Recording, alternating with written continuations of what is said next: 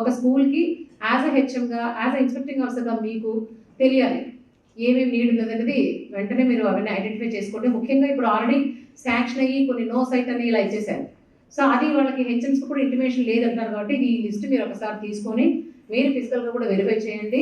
అలాగే మీ హెచ్ఎంస్తో కూడా మాట్లాడి ఆ రిక్వైర్మెంట్ కనుక ఉంటే వెంటనే ఆ వర్క్ని శాంక్షన్ వెంటనే కంప్లీట్ చేసే విధంగా కూడా చేసుకోండి. శాంక్షన్స్ ఆల్రెడీ ఉన్నాయి, అవి గ్రౌండ్ చేయకుండా మీరు అలాగే మీ దగ్గర పెట్టుకొని ఉన్నారు. అవి నో నీడ్ అని ఆల్రెడీ ఎగ్జిస్టింగ్ అని డిఫరెంట్ రిమార్క్స్ రాసేసి క్లోజ్ చేసేసారు. బట్ ఇవన్నీ కూడా మనకి అవకాశం ఉంది కాబట్టి నిజంగా కనుక అవసరం ఉంటే తప్పనిసరిగా అవి మనం ఫిబ్రవరి నెలాఖరికల్లా కంప్లీట్ చేయాలి. ఇప్పుడు ఏదైనా ఫండ్స్ కూడా మనకి సెంట్రల్ గవర్నమెంట్ నుంచి కూడా ఫండ్స్ వస్తున్నాయి. ఎస్పెషలీ ఆనరబుల్ సీఎం గారు ఇటీవలే కలెక్టర్స్ కాన్ఫరెన్స్ కూడా చేశారు. మీరందరూ కూడా యూట్యూబ్లో కూడా లింక్ ఇచ్చారు, మీరు చూసే ఉంటారు. సో ఇక్కడ సెంట్రల్లీ స్పాన్సర్ స్కీమ్స్ కింద ఏదైనా ఫండ్స్ ల్యాబ్స్ అయిపోయి వెనక్కి వెళ్ళిపోయాయంటే మాత్రం it will be viewed very seriously అన్నారు.